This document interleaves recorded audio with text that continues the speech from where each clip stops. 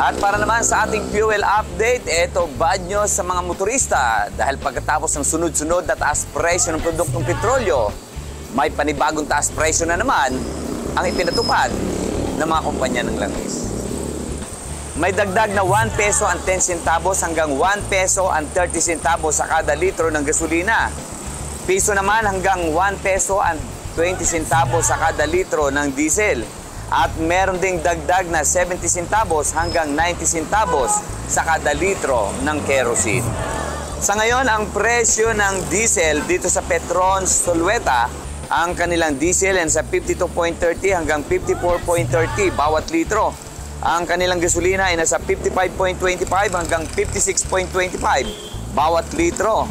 At dito pa rin sa Caltex Sulweta, ang kanilang diesel ay nasa 57.19 bawat litro. Ang kanilang gasolina ay nasa 60 pesos hanggang 60.95 bawat litro.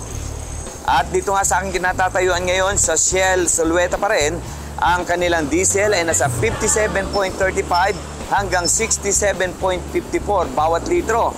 Ang kanilang gasolina ay nasa 59.56 hanggang 67.13 bawat litro. Ayon sa Department of Energy, ang dahilan ng taas presyo ng krudo ay ang umiinit na giyera sa Ukraine. Dahilan ng pagtaas ng presyo ng krudo sa pantaidigang pamilihan, ikinababahala naman ang maraming posibleng targetin ang pag-atake sa mga oil, gas at refinery. At dagdag pa dito, ang pagtigil ng produksyon ng langis ng Norway at ang paghina ng halaga ng piso kontra dolyar.